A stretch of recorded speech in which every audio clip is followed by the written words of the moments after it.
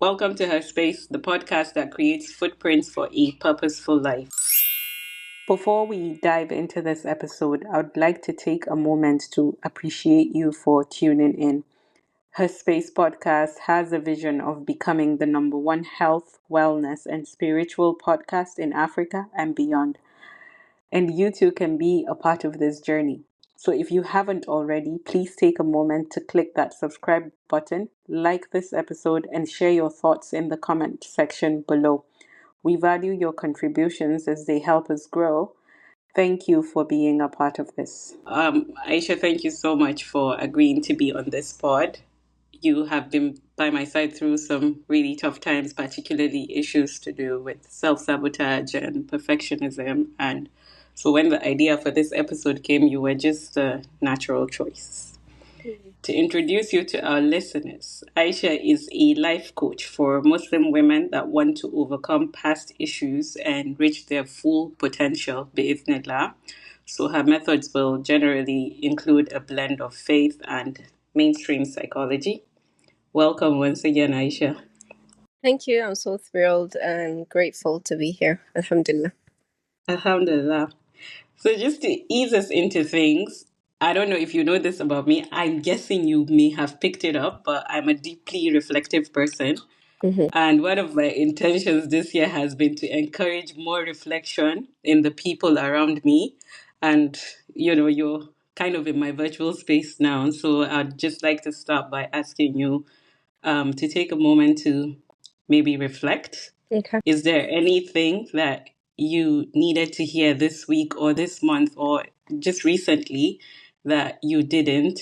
And maybe this is a moment to honor yourself by saying it out to yourself. Let me think. Yeah. Hmm. Okay, something's coming in my mind and I'll go with it. And that is that Allah Yeah. sees you and Allah is aware of it. And I'm telling myself this as the week comes to a close, raising children and Alhamdulillah. So Allah sees you and Allah is aware of what Yeah. you're doing. Yeah. Yeah. Yeah, that's really beautiful. I love that. So let's begin. Okay. The topic is self-sabotage, and of course, apart from you being a certified coach, sorry, on this, Mm-hmm. you have also worked with multiple women, and in my own line of work, I can mostly see a kind of distinction between what it says theoretically and what you witness when you're on the field. So, having worked with a lot of women, I see that you probably have a lot of hands-on experience on this. So would like to know, what is it? What does self-sabotage mean, and why do we do it? Okay. So, from your question, it's a two-part question. So you're asking what it is and then why we do it, right? Yeah. Um, in simple terms, I will say that how I define self-sabotage is just knowing that you're meant to do something or feeling it deeply within you, feeling that drive that you want to do something apart from what you're doing currently, or there's a direction that you'd like to go on, like, on that direction, in that direction, but then somehow, some way, you just don't take the actions necessary, or you take the actions and you keep pulling back. You start and you stop, and so it presents in ways such as you have an idea, you have several ideas, you don't follow through with your ideas, you make plans, you don't really follow through with them, or you follow through and you don't you start them but you don't follow through and complete them. And you're going to hear people say things such as, I start things but I just never finish them, I'm just not consistent, I just feel like I'm a lazy person. And then it becomes a cycle of guilt tripping ourselves and then feeling that drive again, but then not really taking action, meaningful, consistent, sustained action that produces results that we're hoping for, or that we think, or that we have imagined in our head. And of course, self-sabotage has a lot to do with perfectionism as well. So I'm going to stop it there. Of course, we can go deeper, there's always more to say. Oh, please do feel free to go deeper. We would like to know. Yeah. Just because I wanted to go into the why, but then in a nutshell, It's just you keep putting brakes on yourself, even though you are feeling something deeper within your soul. Like there are ideas and inspiration and things that you feel like Allah is directing you towards that you can't get out of your mind. But then, all of these excuses come up. Oh, it's not the right time, you don't have the resources. Okay, no, now's not the time, your kids, they're so young, you don't have the perfect camera. Oh, just wait until you reach this level, until you finish school. There are many things that just keep coming, and it's a never ending list. And sometimes one obstacle could just derail the whole idea and project, and then it just feels too hard, too difficult, it's going to take too much time. And what if it fails? And what are people going to think? And what if it doesn't produce the results I want? What if it becomes a total waste of time? Like, how do I know that this is the best choice? How do I know that this is the right direction? So self-sabotage has a lot of self-doubt within it as well. Just all kinds of negatives and limiting beliefs that just don't aid the person to take the action. So they can dream and plan and talk and imagine, but then when it comes time to put into practice what they're saying, it's difficult. Or when we begin to take the action, because I'm somebody who struggled with it, right? When we begin to take action and it's not looking as perfectly as we had imagined it, then it's like, there's no use. What's the point? Let me just close it here and, cut my losses. Yeah. As for why we do that, I think there's several reasons. I don't know if I can go into all of them, or even if I know all of them. In general, through the work that I've done with women, it stems Mm-hmm. from somewhere. And it's not always from childhood, I feel, because I have worked with women who it started in their adulthood, maybe after they got married, or maybe they experienced some sort of a separation from their spouse. And so you will find that in high stakes relationships, which could be from our parents or from a particular teacher or from a caregiver or even from a spouse, these perfectionism tendencies can be learned and projected onto us, that we then carry on for ourselves in future. And when I talk about these relationships, I want to take note that these are important relationships. When we talk about childhood trauma, childhood issues, some come from parents. Not to blame our parents, I feel like our parents did the best that they could with the resources and knowledge that they had at the time. Alhamdulillah, we're grateful for them. I do feel like, there wasn't as much knowledge or awareness as we do have now in terms of validating a child, or even, and the kind of life they lived back then is not the same as today. Pretty much a lot of our parents were trying to survive back then. And so don't forget also, in the time of in type of environment that we live in, you'll see that parents have multiple children, and so they are juggling a lot. It's not easy to raise multiple children in one place and have attention or validation for each and every one of them, considering also that they didn't get that modeled for them as well. you know and so it could be from parents. Sometimes it's not from parents, sometimes parents are great, and then it could come from teachers or other adults in a child's life that they encounter, somebody that they respect. It could be an aunt, it could be an uncle, it could be a neighbor, like any person who feels like this important figure, important person could have an effect on the self-doubt. And to be honest with you, I feel like sometimes is just a kind of mechanism that our brain comes up with, just to Yeah. help us survive. So, like underneath it, it is a type of protection mechanism, because when we sabotage ourselves, it's like I'm controlling the environment, and if these results don't pan out, then I know the reason they didn't pan out is because I didn't put in my effort. I didn't put in as much as I could. And so we console ourselves that, we're controlling the failure, kind of, as opposed to going all in 100% and this thing flopping. It's like we cannot handle failure or handle what would people think. I have also discovered that this has, I don't know, like if to say like it has something to do with birth order. Mm-hmm. It probably does and I think it's in varying degrees depending on the birth order, and it's not 100%. What I just mean is, so this thing that Marisa Peer, she's a psychologist as well. She teaches something called rapid transformation therapy. So she talks about how there are four roles in a family, and that children usually are going to fall in line, and each person is going to take their role. So there's the sick one, maybe one of the children who feels like, I only get attention when I'm sick, and it's possible also that it's just their nature that they have a condition that means that they need extra care, and so more attention, especially when they're in that state. So there's the sick one. There's also the obedient one, or the brilliant one, the one who is the good child, and the one who is labeled as a good child, and the one who is easygoing. They hear what is being said. Most of the families, you're going to find that the first child, usually it's not 100% the case, but then in most families, the first child is usually the good child, or the brilliant one, or the one who follows the rules. And then there's another role, which is the rebellious, the rebel, and this is usually the black sheep, labeled as such. And this is just the child who challenges the status quo. This is the one who is very like, why, and I have other ways of doing things, and they're not always following the rules. Sometimes they're the second in the family, even though thirds can beat them to that. But in general, I think there's a last one. I don't remember it. Maybe if I remember it, I will share it with you. But then usually in a family, so if a child comes into the family and the first child is already the obedient one, the rule follower, then the second child feels the need to be a different, to take up a different role. Just like you have Mhm. roles in a play, each person has their role, and each person contributes to that play, or to that drama, or to that film that Mhm. is going on. So also in the family.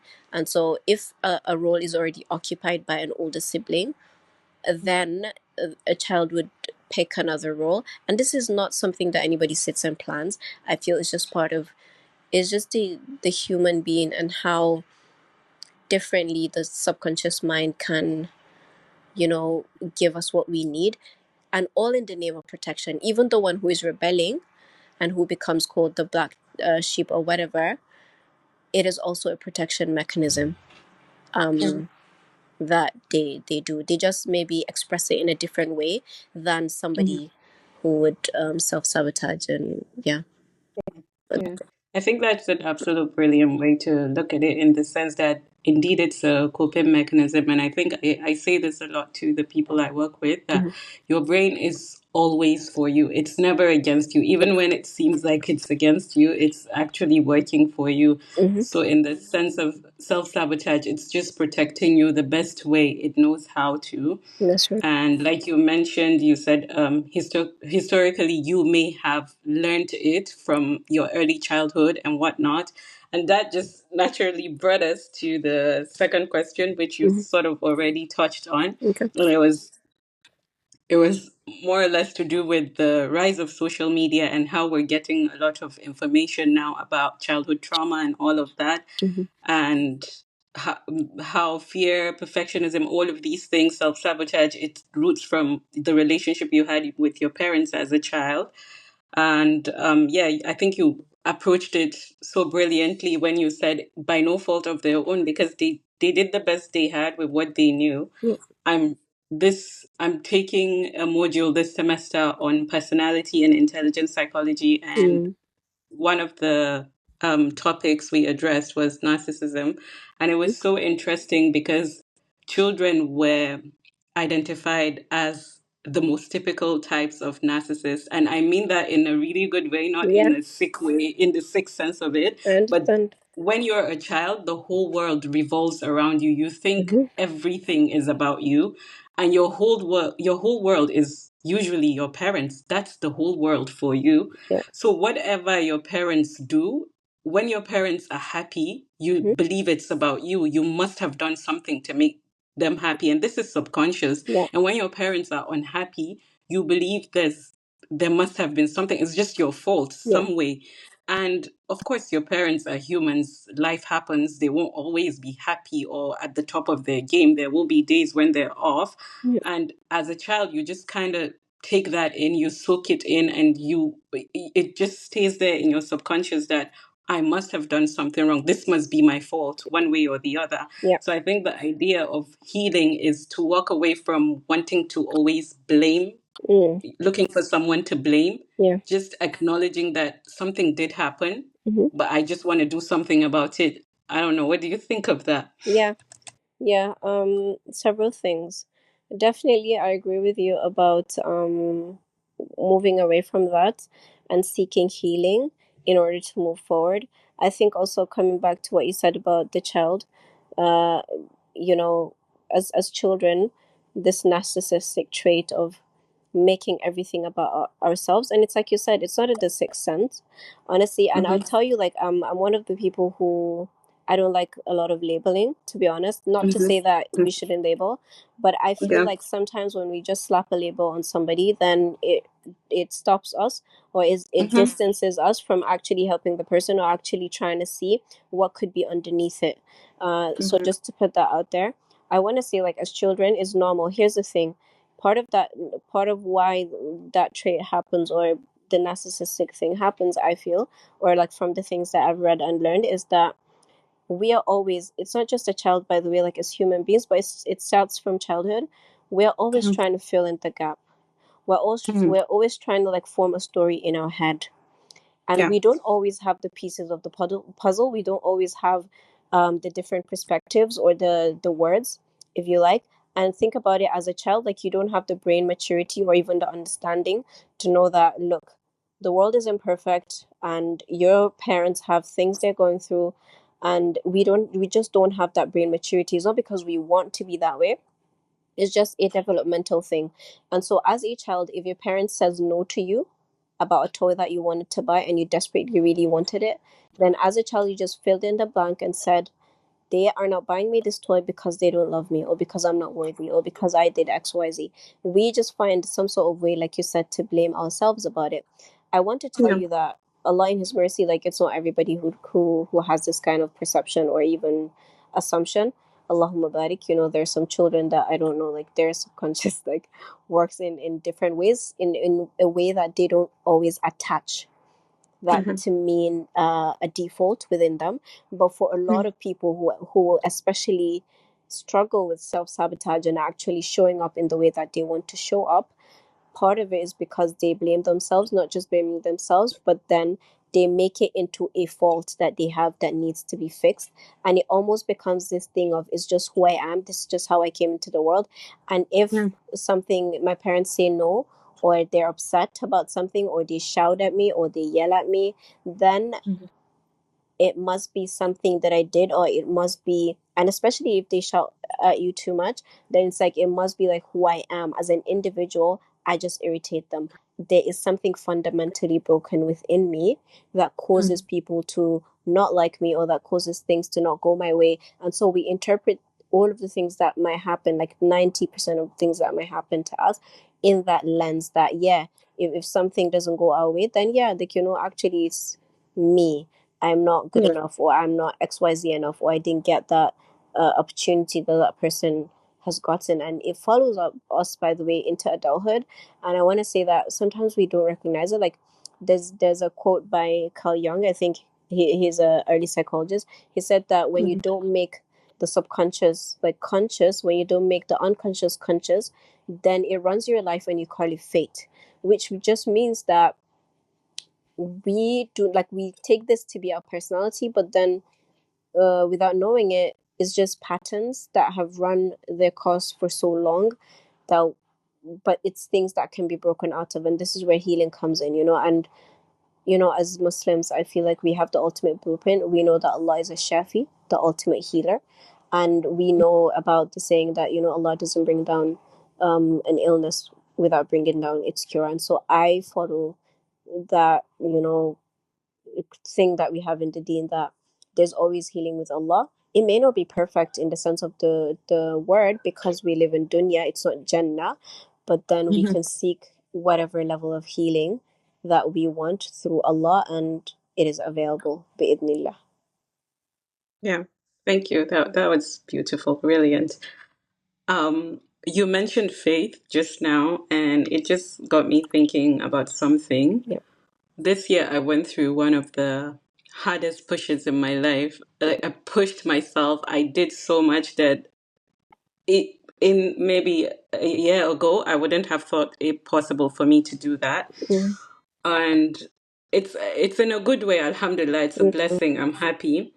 But because of all the effort, I just, when opportunities came up, I just put my head down and I just did the work. I didn't pause or reflect on what am I doing, what am I not doing. The mindset I had was just, I asked for this, I got it, so I'm going to have to do the work. That's it. No excuses. Good. And in doing that, when I finally was able to catch a break, I realized I had burnt out. Like there was no desire to do anything else in me. And then I started to see a connection between, even though I had taken a lot of time to rest. Of course, you can't put a timer on these things, Mm-hmm. but even though I had taken a lot of time to rest, I saw that I was self-sabotaging my way Mm-hmm. through things. Like I was back in uni, but I wouldn't study because I just couldn't bring myself to do it. Mm-hmm. And it was kind of a different feeling. It wasn't the feeling of, oh, I'm afraid of failure or I'm afraid if I do this. It was just that there was no motivation to do it whatsoever. Mm-hmm. Um, so by the time I woke up to my reality, I'm doing so much better now, alhamdulillah. But by the time I woke up to my reality, I started to think, um, is there a relationship between burning out and self-sabotage? And what kind of a relationship is it? Mm-hmm. Is it because is it because I was burned out that I was self-sabotaging, or the elements already existed inside me, Mm-hmm. but it just had the opportunity to show up because I burnt out? Because I'll find myself just dancing around the work, but not actually doing the work. Okay. So what do you Um. think? Okay. So I'll share my thoughts. Um. Hmm. I don't know what I would call it.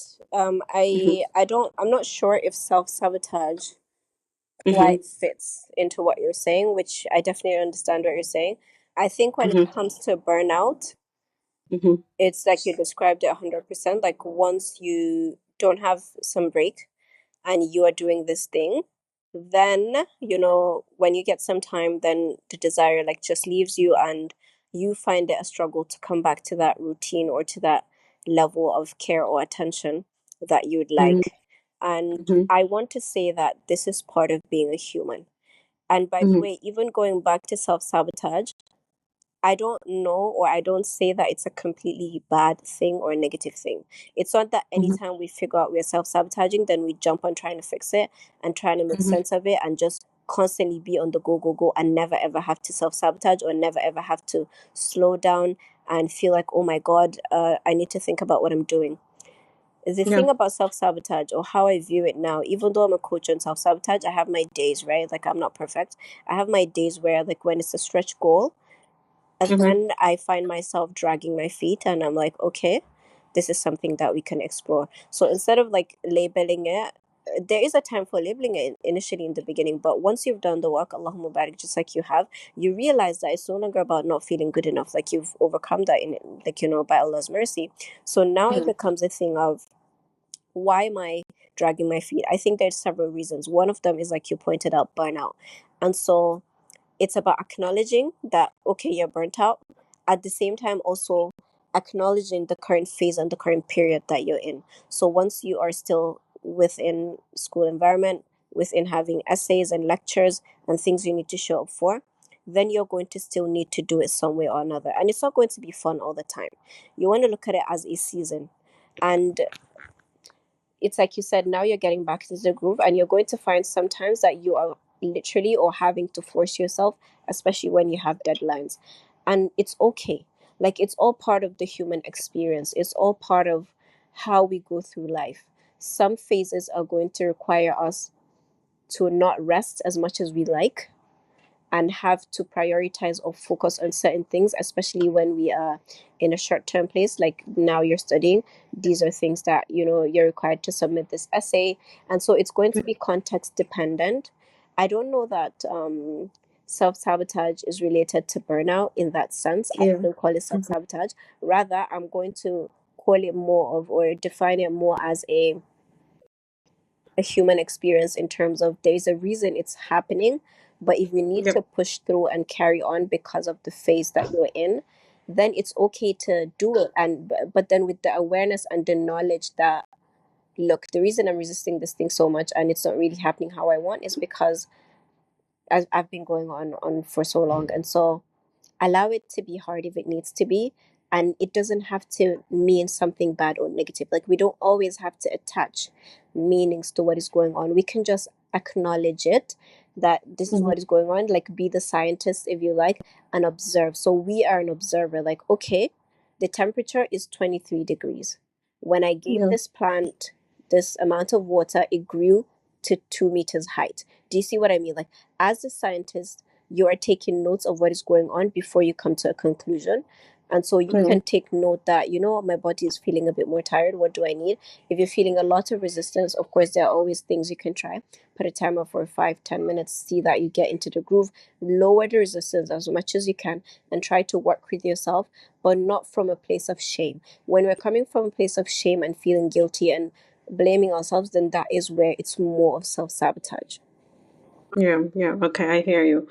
The idea for me, I think, then was because earlier you mentioned it as a coping mechanism, Mm. and what snapped for me was that I was my mind seemed to be trying to protect me from, not burning out again. So Oh, that's why yes. we would rather not do the work. Yes. But I hear you. I see your I point, agree. I and agree in that case how it would be self sabotage. yeah, It is self sabotage if you like, but I want to just put a difference between it and the self I, sabotage that comes from a place of beating oneself up and feeling inadequate yeah, yeah, and coming from yeah. perfectionism. Mhm. I understand that. So this is more like the desirable aspect of self-sabotage in the sense that because obviously, like you mentioned in the beginning, when you catch yourselves in these patterns, there's a sort of message, if you like. Your mind is telling you something. Are we afraid of this act? Are we, afraid of failure? Are we afraid we're not good enough? Hmm. Um, I just lost my train of thought. But the message being sent here is just simple. It's that, Get curious. yeah, just go and rest. That's it. Yes. We need rest. Yeah. We need a break from all of this. And yeah, all right.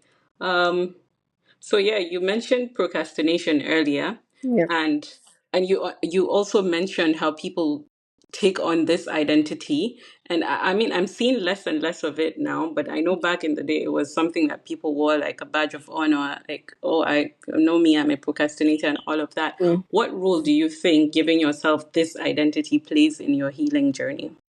It plays a huge role. Because Hmm. here's the thing: when we have identified as a certain label, it becomes harder to get out Hmm. of that identity. Hmm. Identity is something huge, bigger than, let's say, just a state of mind or something that we do sometimes. When we call ourselves names and we say that we like, I'm a procrastinator or I'm a perfectionist, and it's like you said, rightly so, that people back then, like a few years ago, actually wore these titles or these identities like a badge of honor. Truly, truly. Because I know that, early in the days, like 3 years ago when I was doing market research, when I was talking about procrastination, it was like, yeah, I procrastinate, and it wasn't like looked at as a big problem. And it was like, oh, I'm perfectionism because I care about standards. And that was the interpretation that was given to it. Coming back to your Hmm. question about procrastination, I think I don't remember the question. Can you please repeat the question for me? What role do you think procrastination, I mean, identifying as a procrastinator plays in your Mm, healing journey? okay, the identity. So, without realizing it, without us paying attention to our words that we say about ourselves, the identity, especially when we have agreed with that label. By the way, sometimes people call us those names, or we read about it online and then we identify with the identity. So, the more Hmm. that we identify with the identity, the more that we are going to look at our actions through that lens. I want you to imagine that when we put on an identity or identify with whatever the label is, it's like we're putting on a set of glasses. And so when we start something and we don't complete it, or we waste time, or we do other things that are not the important things that we need to do, then it feeds into the proof that, yes, see, it's because you're a procrastinator. See, you are a procrastinator. See, like, it feeds in because of that identity So that it has gives been. you a justification for Exactly. everything. It does. Yeah. It does. And so everything is looked at through that lens. This is the reason I can't achieve XYZ. This is the reason I didn't complete that. Yeah, yeah, yeah. Like everything gets blamed on that label. And by the way, for a lot of people, because it's an identity thing, they feel like they're stuck and they're fixed and this is just who they are from now Mm-hmm. on. And it's like there's nothing I can do about it. And so we try to push through. We feel like we don't have as much willpower, and we want to have more willpower, and we want to like put our foot down and say that, okay, tomorrow I'm going to do ABCXYZ. And when we don't achieve it, because don't forget, like sometimes with people who go through struggles of procrastination, which is a part, like a type of perfectionism for people who struggle with it a lot, they put unrealistic goals and expectations on themselves. Somebody who isn't studying at all in the level that they want, then suddenly wakes up and they watch a YouTube video, and then tomorrow or today they want to start studying 5 hours in a day. And if they don't achieve those 5 hours, or they do 1 day or 2 days or 3 days, and then they get burnt out and they're not able to do anything for a week or two, then they blame themselves and they beat themselves up, and then they say, of course, it's because I'm a procrastinator. So the label definitely hugely impacts Mm-hmm. that thing of self-sabotage. Yeah, but there's a way to go around it, and we can speak more on how to look at it instead of Yeah. fixating of Yeah. it as an identity. Okay. Great. Thank you. I think I have this philosophy where I say, um um, everything you say, especially about yourself, is a form of dua. mm-hmm, And I think the whole ideology of affirmation sort of roots from that. yeah, Um, I know when I was young, I don't know if you experience the same thing. Sometimes when you say negative things out loud, people say to you, that, "Be careful, I mean the answer," or oh something yes, like that, mm, because because the belief is true that they're almost, you never know when angels are passing or when angels are near, and you don't know what dua is going to be answered. mm-hmm, So by looking at it that way, it just makes it easier for you not to want to associate yourself with negative labels, mm-hmm, because you just really never know. Once you say something out loud, like you mentioned, your actions would start to align with that reality, yeah, whether consciously or subconsciously. mm-hmm, Earlier, you spoke about childhood, and well, you didn't mention trauma, but childhood experiences and how it shapes the person that you become. yeah, But mostly we see that word trauma being thrown around all over the place. And from my perspective, I'm seeing two extreme understandings of mm-hmm, trauma. On the one hand, when you mention trauma, it's like it's something really deep, like you went through war, or say a car accident, or mm-hmm, someone really dear to your heart passed away and stuff like that. yeah, But then on the other hand, we see how, again, pop psychology would psychoanalyze every single situation, and everything would, every behavior, every pattern that you have would be attributed to some form of trauma mm-hmm. that you experienced in your childhood. So the question is, anyway, does everything come from trauma? um I would say no. Personally, I don't think that. This is my personal opinion. Mm-hmm. I feel like we can talk about the role of trauma at the Mm-hmm. same time. So let me define trauma, what I mean. Of course, like you said, there's the big T trauma, which is defined as war, going through like famine, like, really horrible situations. That is Mm-hmm. definitely trauma, no question about it. Then there's little T traumas, which are, like maybe our parents not meeting our emotional needs, maybe being criticized from a young age. Um, things that are less than the big things, such as war, like we have identified. Um, I think your question was that, is everything trauma? No. Yeah. I don't think everything is trauma. It depends. Like what I'm learning, the more I'm working with women and the older I'm getting, and also raising my own children, I realize that when we take on the definition that everything is trauma, then it also feeds into, especially our parenting, in the sense that you then want to become the perfect parent and never ever cause trauma to your child. I'm not saying like we should just leave everything be and, just behave anyway and cause these kids stuff. No. Um, the reason I'm saying no, everything is in trauma, is because as I am, as I'm raising my children and they're getting older, there are certain things that I realize that when somebody is a child, you can do as much as you can do, like within your own control as a person, but the child's mind or the subconscious mind might still come up with a different interpretation or a different conclusion or a different story than what you're trying to do. I want to say that there's a way that you can supplement, or there's a way that you can help it out. So here's what I mean. I feel like while we're growing up, a lot of things were not explained to us. Not to say that nowadays we need to explain every single thing to a child, no. But I feel like back in our day, like our parents could be going out and they would not tell us, hey, look, I'm going out. They're probably just going to tell us, go pick your shoe, and then we come back and we don't see them. That is a form of trauma. Nowadays, like, we have more resources and we can then help our children through certain things that even if their mind goes into that conclusion, we are doing certain things to help them build their self-esteem and to help them understand. At the same time, they may not take on board all of the things that we're telling them, just because they're young children and they only have so much brain understanding or brain maturity. And I've come to just accept that some things are not going to be like some things are just going to need to take time for my child to come to the understanding of what I've shared with them. At the same time, you want to remember that it's not entirely always all about the parents. As parents, of course, absolutely, let's do our best to improve their confidence and talk about their efforts and make dua for them in front of them. There could be an aspect where another teacher or another grown up, like I said, an aunt or an uncle, has so much influence on a child that if that person makes a negative remark to them, they take it on board even more than the kind of affirmation that you're giving them.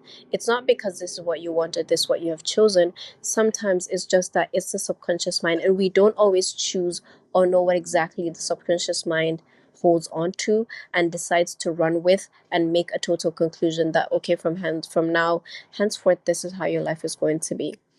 I don't think it's 100% everything is trauma. Yeah.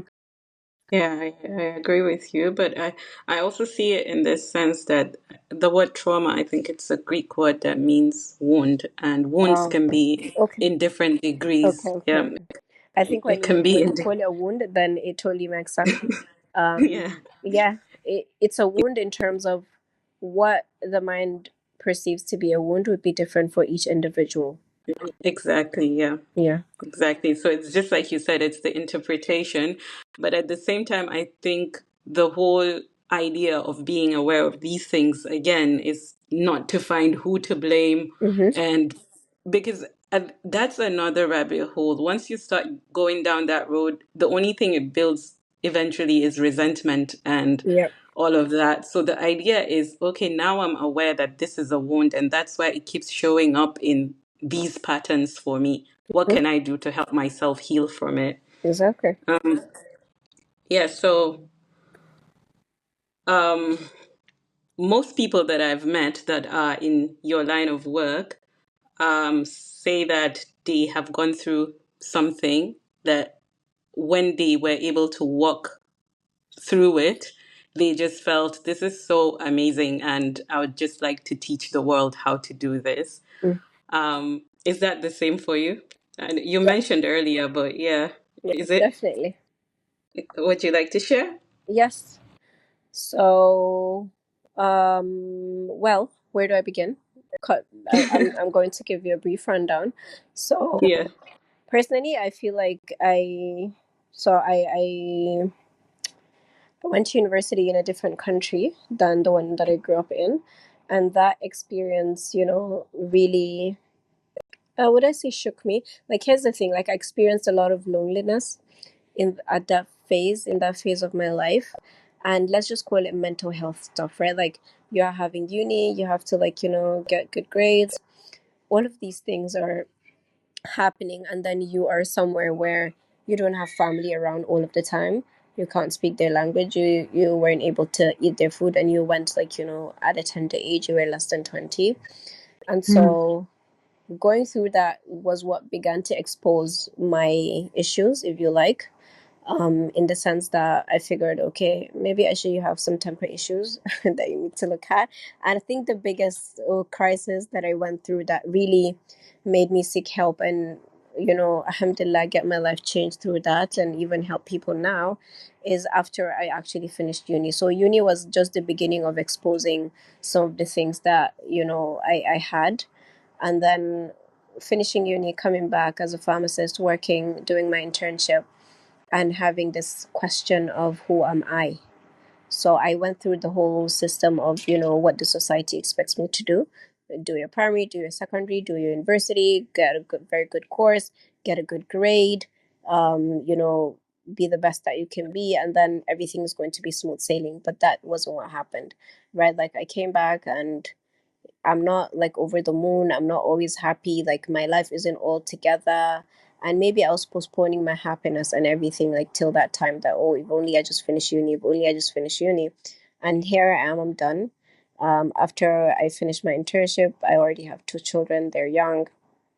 And I mhm, began to lash out, put my frustrations on them. These are little kids. Like, I'm trying to potty train a child, and if they just have an accident, then I blow up and I'm ranting, and I'm so I had to, like, look inwards at myself and be like, okay, Aisha, there's definitely something terribly wrong. This is just a kid.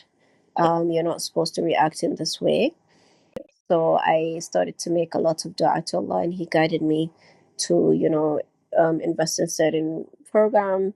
And Alhamdulillah, honestly, I feel like that was just the mercy of Allah. And at the time, I just held on to the fact that I'm asking from Allah. I don't know what exactly the solution was going to be or how it's going to come, but I just mhm, trusted that, Ya Rab, like, you can take me out of this, so bring me away. And sometimes when clients share that, they're not sure and all of that, I'm like, you can only put your trust in Allah, and He is the one who will bring you the results and outcome. And so that was the very first experience. And the second experience was after starting my business, I realized, like, I had a limit to the kind of success that I allowed myself to have. I kept feeling like there was a ceiling to the kind of money or success or, like, way I can go with the business. So I had to seek help for that. And that was when I had my own RTT experience. That was in 2021. And that was also amazing. Allahumma barik. And I'm so grateful that these mhm, solutions exist. Like, Allah in His mercy, I feel like just in the way physical therapy, in terms of going to the doctor, the kind of interventions we have in medicine. So also, I feel like in psychology, like, Allah has really brought us to a time where there, you know, beautiful solutions, alhamdulillah, to mental health, to emotional and, spiritual well-being. I think I yeah. went off on a tangent. Oh, no, no, no. Absolutely, you're on track. Okay. Yeah, that's really beautiful.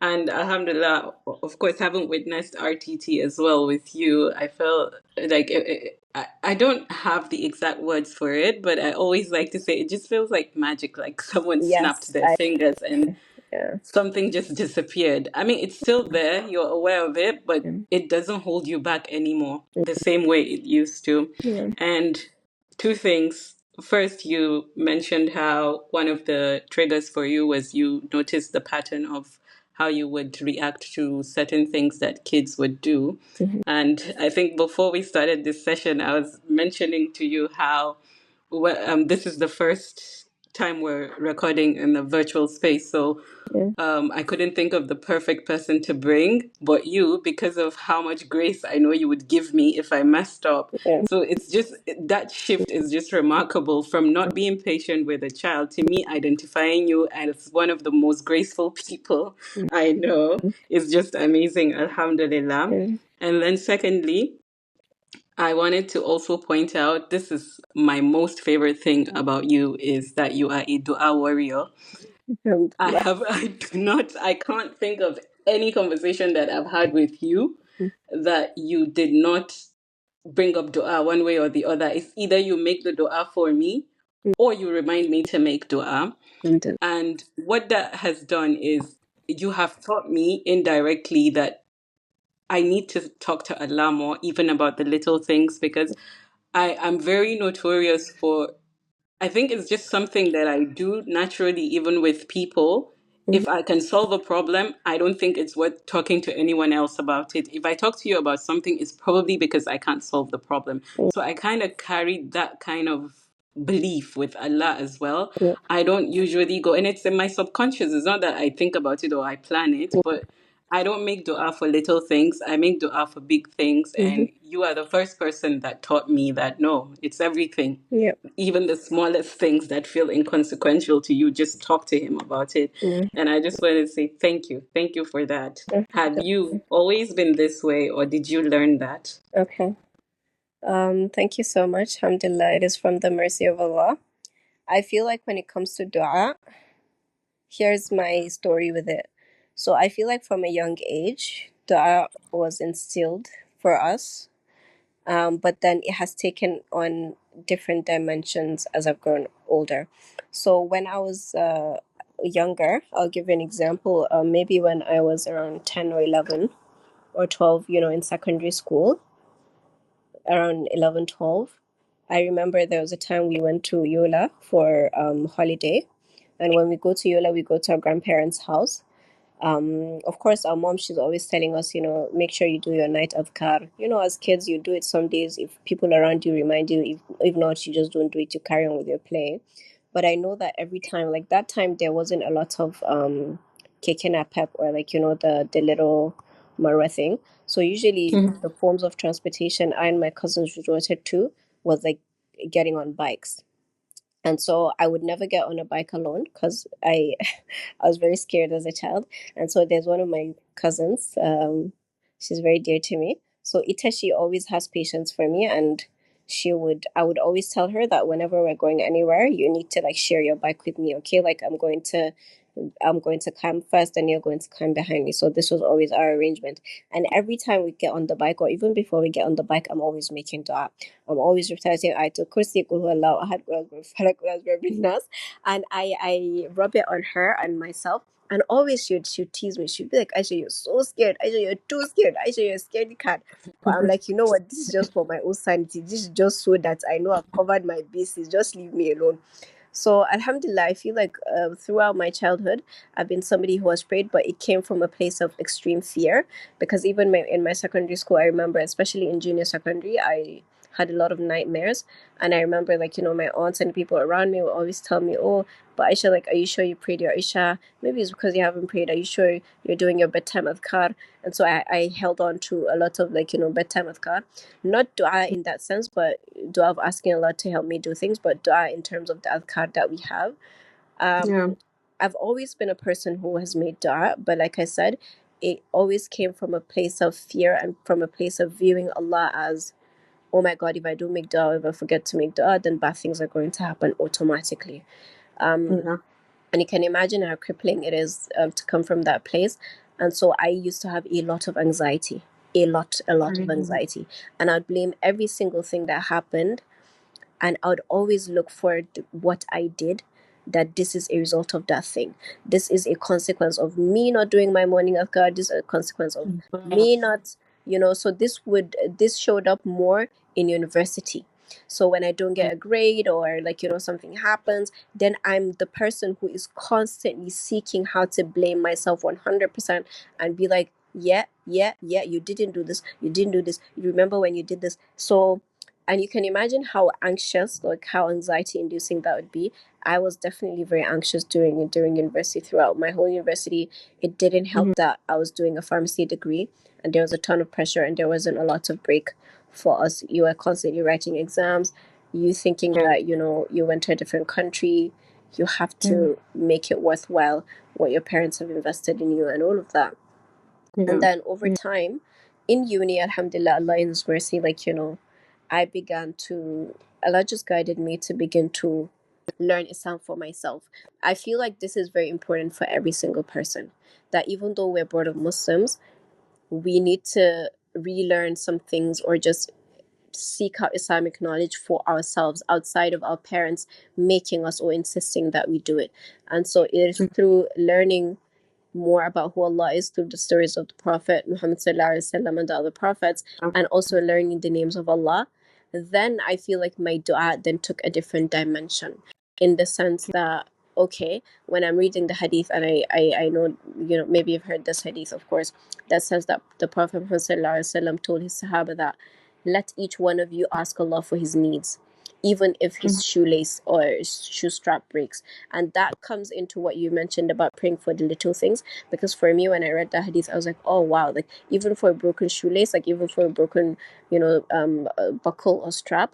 And so it became a form of connection for me to Allah. And of course, I read a lot of books. I used to listen to a lot of Islamic lectures back then. There's this book by Dr. Yasir Qadi. I think it's called Dua is the Weapon of a Believer. And Yeah. so these books that I read, Allah in His mercy and guidance, He guided me to them, have increased my dua. Even though, like, Yeah.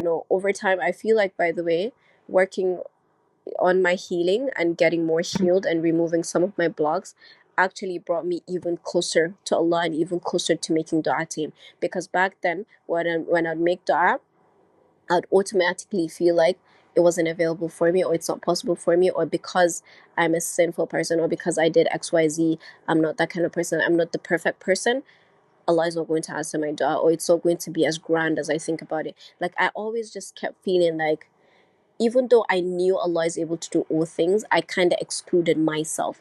And I would attribute that to the unresolved trauma or wounds that I was holding.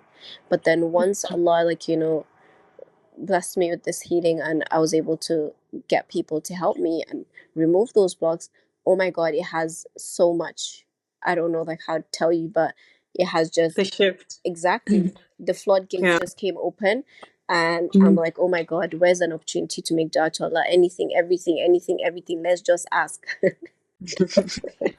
I love that. I love that because Mhm. when you say this now, I also see it in the same light because I think I went through a similar thing where I realized, oh wait, I was projecting my limiting beliefs on Allah. Mhm. So even in the concept of this whole self-sabotage, I was self-sabotaging my way out of making dua. And it was because I would think, oh, I'm not worthy of it. What have I done to, ask Allah for this? But then when the realization came for me, I think what snapped was it was never Allah. I was always the problem. Mhm. Allah was never, Yeah. it was never, Allah never refused to offer me any form of Yep. forgiveness or acceptance. Yep. I was the one withholding. I wasn't ready to forgive myself or to accept that I could have a good relationship with Allah or a strong relationship with Allah in spite of the person that I was. Yep. So I think that's really brilliant. And it just goes to show that these sorts of self sabotage can actually show up in places that we don't even expect because if before that shift happened for me, I think I would only just project this self sabotage to maybe a project I'm working on at Mhm. work or a business I'm trying to start or, things like that. I would never have thought it had a direct reflection in the dean for me Yeah. until the shift happened. So, yeah, I'm so glad you brought that up. Okay. So, yeah, Aisha, we have heard a lot of things about self sabotage Yeah. and obviously, if you made it this far, you must be interested to know what is the bare minimum that you can do to help yourself get out of this. Mm. And so, yeah, would you point us in that direction, please? Sure. What can we do? Um, what we can do, I think, Mhm. actively, first of all, I will invite any person. What they can do within their control, first of all, is to make dua about it. Ask Allah to bring Yeah. you away. Number two Mhm. is apply as much as you can. So what I mean is, I feel like somebody who is listening to this podcast is probably somebody who loves to learn, who likes to read about these things, who has probably watched YouTube videos here and there and have, follow pages of mental health. And Yeah. so the practical things I feel like that you can do to help you with the self sabotage is to get curious. When you understand that this is a coping mechanism and this is something that is trying to protect you, so it feels like it's trying to help you, then instead of pushing it away so much, or like, trying to step over it, why don't we give it some space or time to find out? Like, let's just get curious. And this could be in journaling, writing in a book, or this could be like speaking aloud so that your ears can hear you and you can just get curious. Like, imagine that you're sitting with this self-sabotage on a bench and you're sitting side by side. You're not even facing each other.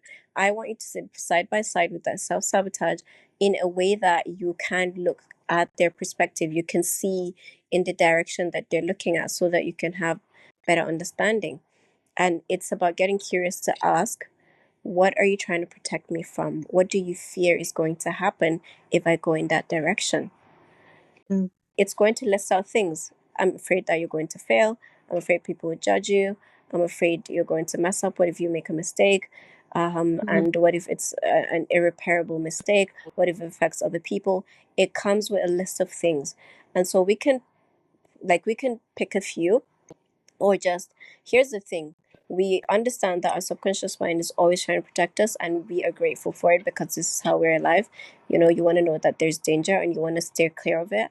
At the same time, you want to make a distinction between real life threatening situations and just putting yourself out there, or like moving in the direction of maybe starting a business or doing something that is so huge that you may not Mhm. feel comfortable, like going out of your comfort zone. And so I feel like when we have that list of things, then we can also, I want you to imagine, just like I said, that the self sabotage is sitting beside you and looking. If you can't like imagine anything, just imagine a younger version of yourself who was shushed or who was told all sorts of things and who didn't have the understanding and the agency to make certain decisions, and who decisions was made for 100%. And so that is also how some people imagine, the voice that we hear as that young child who is afraid, who doesn't know. And so what are you going to tell that young child to encourage them? Like, what do they need to hear? How can you validate them? The first thing I feel we need to do when we have that list of things is to validate it. Oh my god, yes, this thing could fail. It's true. Like, this thing could go a different way. This thing could happen, that thing could happen. And then you want to remind that thing, your inner child, your inner self, or the self sabotage, whatever it is you want to call it. You want to remind that thing about Allah Azza wa Jal. Because let me tell you, not even your mind can argue with who Allah is. Mhm. You see? And so when you're telling that thing, look, we are going to pray istikhara, we're going to do what is within our means. And remember the hadith that tells us to ta'al kamil and put our trust in Allah. What are we going to do? Ta'al kamil. Who do we need to reach out to help us? Is there anyone who can help us, or is there anything that we need in order to get started? Stop putting one foot in front of the other until Allah leads you to another person who would maybe journey with you or help you there faster. Um, and so get curious about it, acknowledge it, tell it who Allah is, and console it, or like, reassure it by the way that, hey, we're just conducting an experiment. Let's see how it goes. We're not going to make any judgment, and we're going to do it for the sake of Allah, or we are doing this thing and we're allowing the outcome and result to come from Allah, and we're going to learn from it. We can go into specifics and we can take each one. I can be like, okay, how do we deal with fear? We could be like, you know what? Fear is not the end of the world. If we fail, then we'd learn from it. But if people judge us, then they have always been judging us anyway. There's somebody Yeah, judging us anyway. And if absolutely. we feel embarrassed or we make a mistake, then we want to understand that bi'idnillah we can recover from that mistake. We can take ownership and responsibility where we have messed up and own up to it, and be the responsible person, and then try to see ways to make amends and to make corrections. Inshallah, there are ways around it. Yeah, absolutely.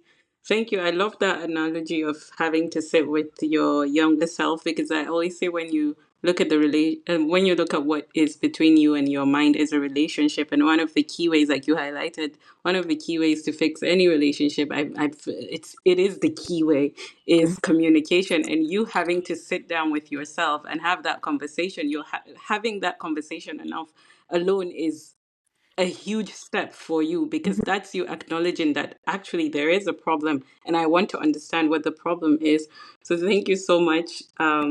Mm. That was a very, very brilliant response. You're welcome. But before we go, do you have anything that you know is important, but it didn't come up in this conversation that maybe you'd Hmm. like to share? Something came to my mind, and maybe it helps one person. So Yeah, recently, I've been doing some market research calls on anxiety, and I've spoken to at least 10 women by now. And yeah, there's something that I noticed that I just want to put out here, and I would love for you to add to it, like anything you want. And it's yeah. this idea that I have this issue that I'm struggling with. Maybe I'm feeling shame or guilt, or like there's this, I'm feeling mentally unwell, or whatever. Like, we're talking about self sabotage and these things that seem invisible, right? And then Mm-hmm. people usually, of course, we still have people who say maybe it's your iman, you need to read more Quran, and Yeah, all of of that. course. Okay. But at the same time, there's also a pattern somewhere just for a few people where it's like, they say things like, I've been making dua to Allah and I don't know if it's working. I've been making dua, I've been praying Qiyamul Layl. Mm-hmm. I have been, doing istighfar, and absolutely do them. Wallahi, I'm for them. Like, I tell my clients, you're sleeping on istighfar. You need to be doing istighfar. You need to be doing salat al Nabi. I'm for it. Mm-hmm. Buy you a counter and keep doing it. And I'll tell you what else alongside that. I want you to think about it like, as human beings, we all know, like, if a person is going through a physical ailment in their body, they're going to pray, ask Allah for, like, healing, and they're going to do their istighfar, and they're going to do their qiyam, and all of these things that they have said they're doing. And what else Yeah. are they going to do? They're likely going to go and visit a hospital and see a doctor. Mm-hmm. They will go. If they don't go to see a doctor, so let's take the first scenario. They will either go to the hospital, find a doctor, see the doctor. Doctor will probably ask them some things about, when it started, blah blah blah, and probably run some tests, and then come with a diagnosis, and then give them medication to take. They would also most likely, as much as possible in general, take that medication. And here's the thing, it's not the doctor or the medication that heals us. We need to remember as Muslims that it is Allah who heals us, but we are taking the means available to us. Allah has given us the means. It's like we say we want money, or we want education, or we want a certain life, but then we need to study for those exams. We need to apply for the job and show up for it. And you see what I mean? Like, we know about taking the means available to us. Nobody's lying down in their room 100% 247 expecting money to just fall from the sky, right? And it's in the same way that we acknowledge physical ailments. So I'm saying somebody goes to the hospital. A person who doesn't go to the hospital yet would likely call up a friend who's a doctor, or a sibling, or somebody they know who is in the medical field. They're not just going to call a random person.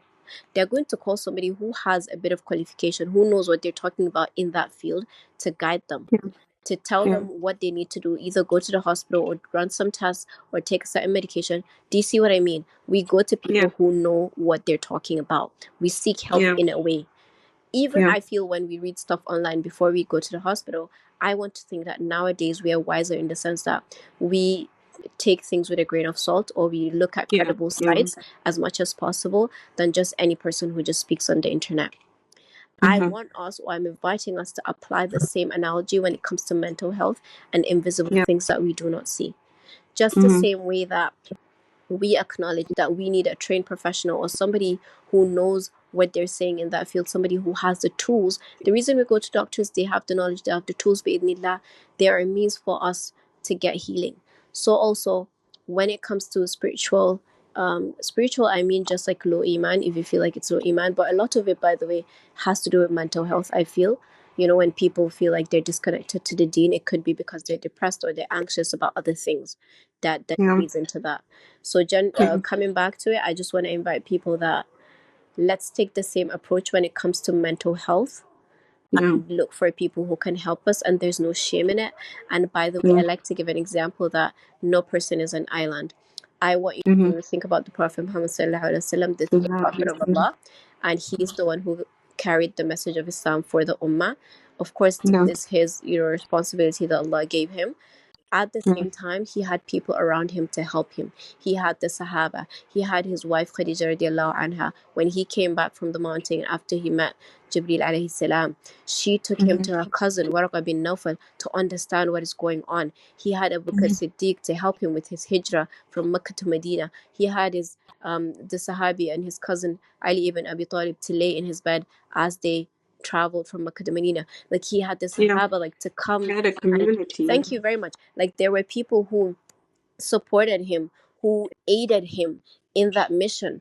And so instead of feeling like we're weak for asking support, or we're stigmatized because we seek a therapist or a counselor or a coach who can help us overcome some of these blocks that we have, just look at Hmm. it like you'd go to the doctor and get help for it. It's the same way as well. I hope this helps even one person. I probably have Yeah. more to say, but I would love to hear from you what you think. Yeah. No. I feel you've said it all. Really, no man is an island is truly the definition of it. And I love the analogy you brought out from the Deen, because even if we look at stories across the Quran, for instance, Musa is the most mentioned prophet um, in the Quran. We see Yeah. that even at the time that he left because he had an issue with Pharaoh and all of that.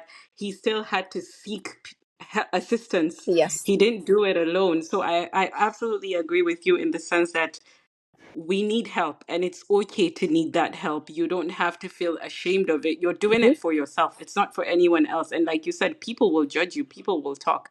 Whether you seek help or not, they're still going to talk about you anyway. Yep. And the point is, especially if you are acting in a strange way that they're not very accepting of, they're Hmm. still talking about you. Yep. That means you decided not to seek help just to make them happy doesn't change the fact that they're still talking about you. So I think you covered it all, and I think it's a Mhm. brilliant end to the episode. Yeah. Yeah. um Thank you so much again for being our first guest on the pod. I hope someday, hopefully, when we have a physical studio, you'll also grace us with your presence, I because mean, it has been a really enlightening episode. It's I'm been a wonderful conversation, but it always is with you, always. glad. I have learned so much from you, and I trust the listeners have too. I'm And I'm sending you all of my love and Thank you. prayers. Oh, Thank you, Aisha. thank Thank you so you so much. much. Alhamdulillah. I feel so grateful and so honored, wallahi, just to know you and that you've even thought about me and that I'm on here talking about a topic that is Alhamdulillah. so dear to my heart, about the work It that I clearly love. it is. Clearly Alhamdulillah. it is. Thank We you so felt the much. passion. I All right, Glenn. appreciate it. Jazakillah khair. Thank you so much. You have made it all the way to the end of this episode. Your support means everything to us. Help us achieve our goal of becoming the number one health and wellness podcast in Africa and the world by engaging with the podcast. Like, subscribe, and share it with the people that you love. And if you'd like to connect with our guest speaker, you'll find their contact information in the description box. We truly appreciate you for being a part of the HerSpace community.